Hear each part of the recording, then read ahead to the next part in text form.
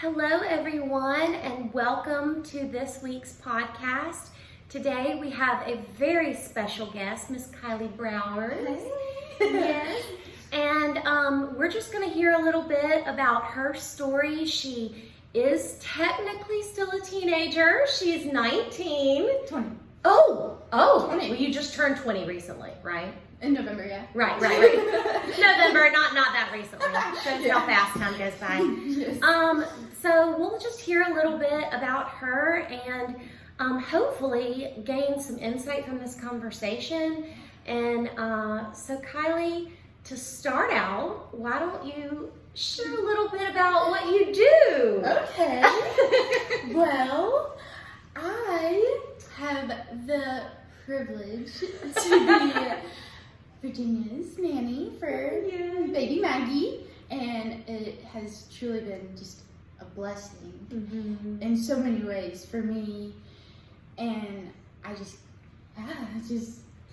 Kailee is one of the most caring, thoughtful, conscientious people I've ever met. We've known each other about a year with you being a nanny for my baby. Yeah, that's so crazy. I know. So as you can imagine, there are times when baby's sleeping, I might be home, and we get into deep talks, which is some of my favorite times with you, and I have loved getting to know you as a person. And so of course you've heard me share with you about this new project, this podcast. So Kailee, to start out, what interests you in yourself maybe coming on and being a guest? That's a really good question. So I was thinking about it, and I've always loved how you help people. Like, that's your goal at the end of the day, is to just help people be better and, find their purpose, And not that is necessarily my goal, but I love it. And I love the thought of taking part in maybe helping someone, get better and relating in situations that is really hard to find people to relate with. Yeah. And just making an impact on someone in a way that someone else can't. Yeah. Like, I hear you saying too, just the value of being vulnerable, of connection. Yeah. Even a face-to-face connection. Yeah. And that also is like a purpose-driven life to live beyond yourself. Yeah. And see like the bigger picture and try to contribute to the greater good, because there are a lot of people out there trying to do good things, and it's amazing. And I just see myself as I'm just joining the efforts, just trying to build up the good and support people, because there's so much that makes people feel low and down and that is stressful about life. I mean, life can be hard sometimes. Yeah, that's why it's really so inspiring to me, like how passionate you are about your job and helping teens, find their way through this crazy life. Yeah. Well, I luckily remember what it was like to be a teen very well, and I remember the emotion. It was a lot. And it's so overwhelming, and learning how to like regulate emotion and learn what works is so helpful. Yeah. Especially when you're making big decisions and everything else, Yeah, absolutely. So what would you say have been some struggles that you've had as a teenager? Just getting right into it. And this might bring up other stuff that are victories also, But what would you say have been some struggles you've had? So I've had a few. I think my biggest struggle, starting from very early teens, into now really is self-confidence, body image issues, self-love. You know, the list could go on, but those are probably my main struggles that I've always had. Yeah. But I'm in a season of life right now where I've been learning how to learn to love myself and find that confidence, you know, find my purpose in life. And I've, again, just been so blessed with you and with so many others in my life to help guide me in this time. And Yeah. So when do you feel like you realized it was a problem, the way that you were thinking about yourself and that sort of thing? Was it right when it started happening, or did you realize it maybe later when you matured a little bit? I've always realized and known I've had the negative thoughts. Yeah. I mean, because I would always compare myself with my twin sister, you know, because... Twin sister, yeah. That's a fact about you. You've got a twin. I do. Yeah. We look nothing alike. Yeah. I've met her. She's sweet too. We're completely different. But that's the thing, because people in school would compare us. Yeah. I immediately started comparing us, you know, like, well, why is she smaller than me? Why is she taller than me? You know? Yeah. All these different things. And I've only recently, within the past maybe 2-3 years, have come to realize, you know, God made me my own person, you know? Yeah.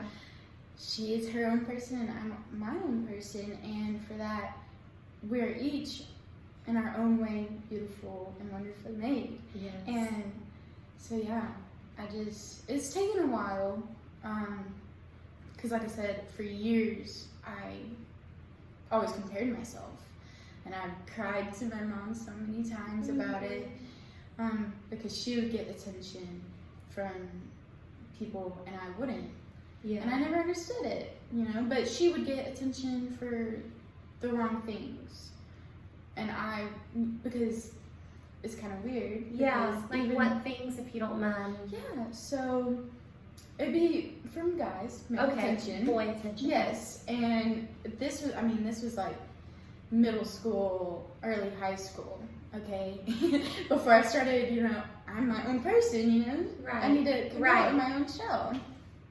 And so, but it'd be that type of stuff, where I was just like, well, why, what's wrong with me? You know? Yeah. And it took a while, but that's what's crazy is she would get that type of attention, which now I know wasn't the right type of attention. But she also got bullied a lot. I didn't really get bullied. Like, are you talking about maybe like her figure?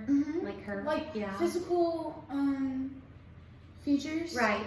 She would get bullied about, and like I said, back to people comparing us, you know, she was always the more independent, speak her mind type. Yeah. And it would get her in trouble. Yeah. And so people would automatically be like, you know, why is your sister so mean, but you're so nice?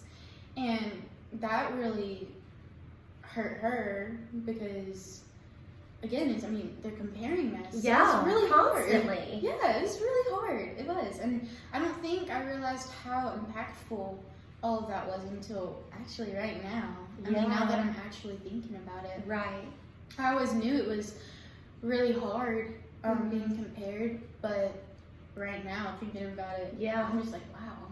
Well, it's a lot of time you hear teenagers comparing, adults comparing themselves, but even more so teenagers as they're going through, you know, developmental changes with their body. Yeah. And it sounds like you really just couldn't get away from it. It's not like you can just ignore it, like this is affecting your day-to-day life. And hearing different comments and analyzing yourself and her and everything, especially during a time from middle school to high school where you're adjusting to your own body. Yeah. You know, Mm-hmm. that sounds like a lot. It was. Yeah. I mean, and the fact that me and my sister are so close. I mean, we're best friends. Yeah. We were always, well, we are always there for each other. I mean, Yeah. when no one else was. And so we've been very blessed to have each other throughout life and throughout all these hard situations we've been in, and just having someone to lean on that knows what you're going through, knows how you're feeling. Even if it is different things. Different things, Yeah. Sounds like you guys really wanted to protect each other and that you didn't build up resentment or like jealousy toward one another. How'd you do that? Because it could have gone that way. It could have. And that's what's really funny is I've never been a very direct person. I kind of just keep to myself. I don't like confrontation. It's really hard for me to be put on the spot sometimes. But when I would hear people making fun of my sister, saying false rumors, just saying mean things. I mean, people would even come up to me and say mean things about her, and I'm just like, I honestly don't want to hear it, you know. But I would get very protective and very upset about it. I never.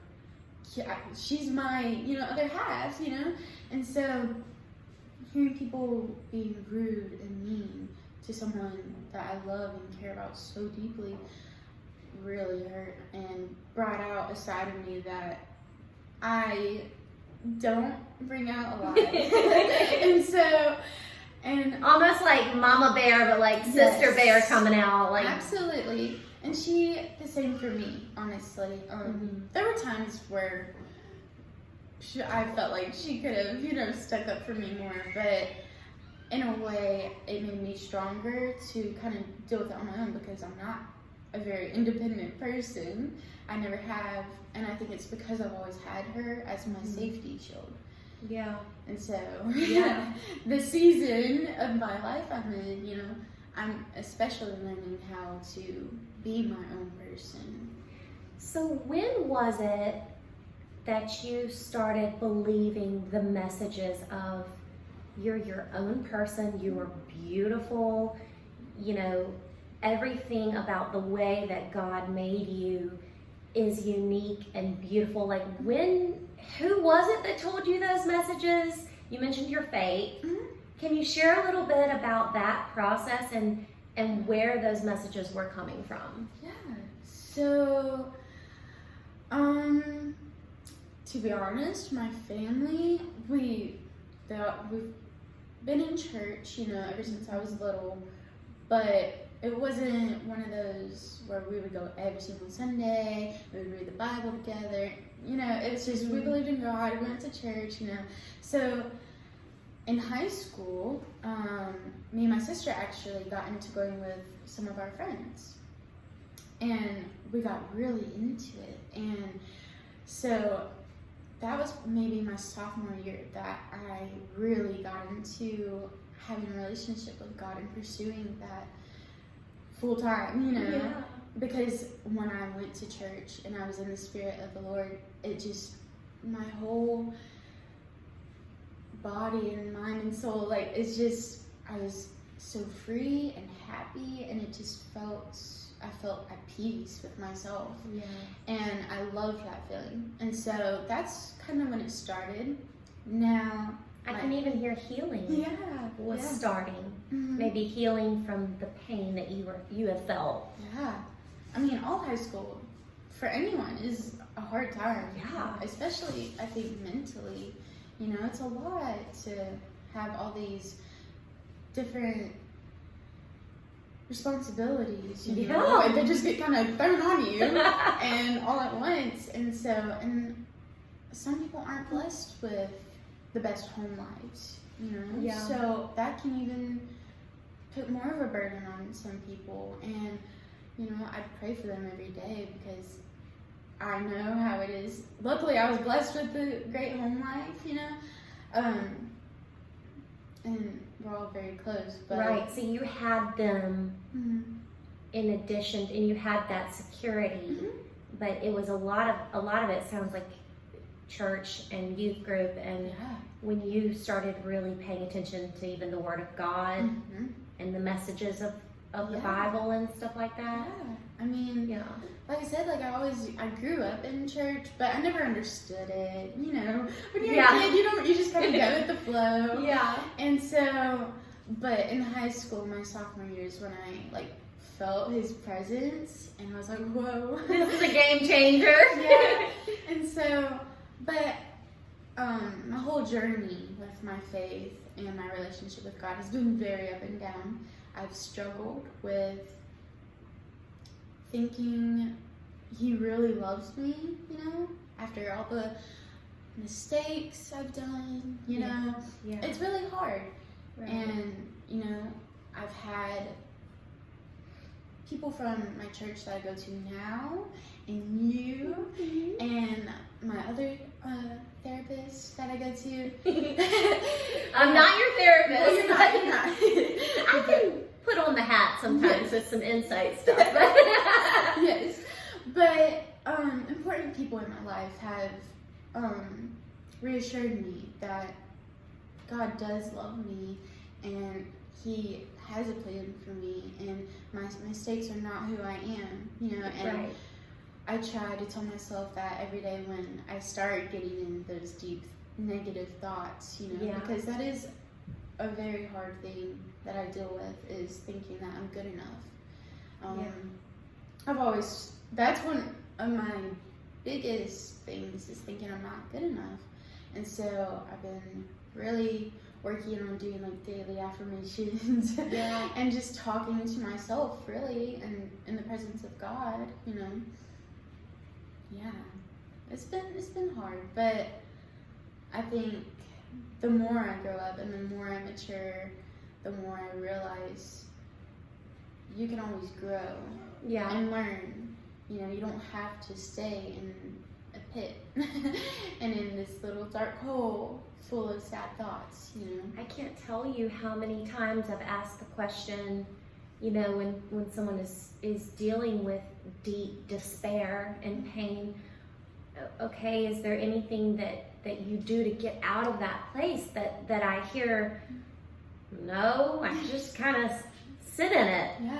But what I hear you saying is like you're learning more and more, okay, there are things I can do, even if that means tell myself the truth of who I am. I also hear you saying kind of like it's like a battle. It's like one thing on one shoulder is saying these negative messages of, you know, some about regret and mistakes and shame. But then the other side is like the light that's like, no, you know, you are not your mistakes. Everyone makes mistakes, you know, and you are fearfully and wonderfully made. I actually was listening to something the other day about regret, and I can include that in the show notes of the man talking on it. He's written a book, but I can't remember his name right now. But he was saying that regret can actually be adaptive. Every human being deals with regret. And the way that you can see it instead of just wallowing in regret is, okay, every single person on the planet has regret. It's usually regret having to do with relationships, connection, love, stuff like that. What can I do to not repeat the same mistake? You know, what are some steps? But continue to tell yourself, you're not the only one. And for you, it's even another layer of like, girl, you know your value. Yeah, no, that's very spot on, especially with the, you know, the negative thoughts on one shoulder and the light on the other. That's actually very, very spot on, with it being a constant battle. And it's hard. It's very hard to dig yourself out of that hole. You know, but you have to want to. I mean, you really do. You do. And I've made a lot of choices that have taken me down paths I didn't expect to go down, and you know, I'm learning every day how to overcome those mistakes and just grow and be better from those mistakes. And you're also growing up. Yeah. You know, you're bound to make some mistakes as you grow up. Yeah, you know? Absolutely. Yeah. But it's definitely a learning experience. But you're never alone, you know, and that's the important thing, is you really aren't. And that's what's so sad, is a lot of people do feel like they are alone. Mm-hmm. And I'd be lying if I said I haven't felt alone before. Yeah. But you're really not, especially when you have God, you know. I think your faith is like one of the biggest things I'm hearing in your story too, is like, because God is accessible 24/7. Yeah. You know, messages of your value, of your purpose are accessible 24/7, you know, and even just the Spirit of God, the love of God, you know the power of it, and you know how it can truly help you feel not only healing, but hope and every other good emotion. Yeah, absolutely. Well, like I was mentioning earlier, I've struggled with my faith, you know, keeping that strong connection and communication with God. Yeah. You know, life gets busy. It does. It does. And time gets away from you. And so making sure you set that time aside for, you know, quiet time with God, just being in His presence, prayer time, writing in a journal, you know. Excuse me.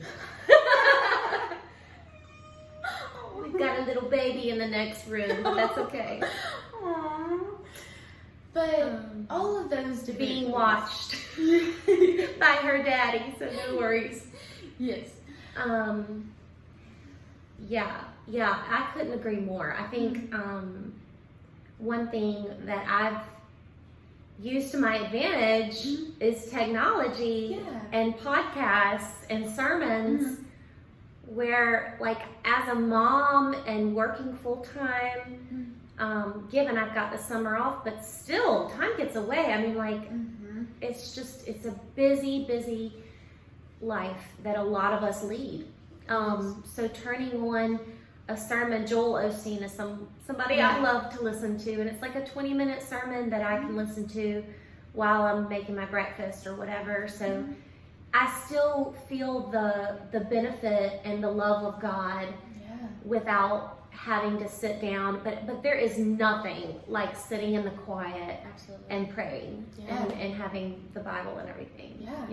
I mean, I always try, when I know I'm about to have a busy day, you know, I always try to make that time, whether it be on the car ride, you know, listening to worship music and just, you know, praising His name, you know, just on the drive, you know. Right. That alone changes my whole, thought process for the day. Right. And how I go about my attitude towards others, you know. It's crazy how it changes. And even switching from, like, the spiritual side of things, which we're talking about a lot today, which I love and is so significant. You know, even the mental health side of things with messages that you tell yourself, okay? You know, cognitive behavioral therapy is all about how influential our thoughts are to our feelings and then to our behaviors. So we have over 3,000 thoughts a day. Are all those thoughts based in truth? No, they're not. And so how to channel, how to strengthen the positive messages and ignore, you maybe just see it for a moment, but you know it's not true, so you let it go. And that the Bible has messages like, you are fearfully and wonderfully made, you know? You can do all things through Christ who strengthens you. Messages like that if you truly believe them, they will completely change your life, you know? Yeah. And that's what's so neat is a lot of people do get out of things like depression and anxiety, really leaning into growing spiritually. That is something that all mental health professionals can agree on, is how faith and spirituality can have such a positive impact on how you see yourself. Yeah. You know? And unfortunately, some people see God as a more like punishing type of God, and that impacts your life, whether you see God as that or as a father figure, a loving God. So that's something to pay attention to. And I think one thing I love hearing about you is something similar to what I went through. I went to church growing up, and there were moments when I was super close to God. Yeah. However, I had to challenge my faith. I had to explore my faith deeper into my 20s to when I really took ownership over it. And that is almost like a rite of passage I think every young person should go through. Yeah. You know, because you're not just within the beliefs of your family necessarily. Like, you can explore things and find out what works best for you, and make it deeper, make it more, you know, beneficial to your life. Because if you had not like explored it on your own, I don't think you'd be saying the same things you're saying right now today. No, I wouldn't. I mean, the churches we grew up in we went to Methodist churches, and I loved it, and I loved the people I met there. And, you know, it'll always hold a special place in my heart because, you know, that is where I first started. You know, that's how I knew God. Yeah. But now going to, I believe it's an denominational? Yeah, non-denominational. Non-denominational, yes.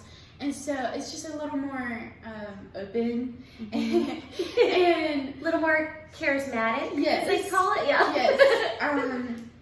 For me personally, it was just I felt God's presence more in those churches than I did at a Methodist church. I'd get a little sleepy, you know.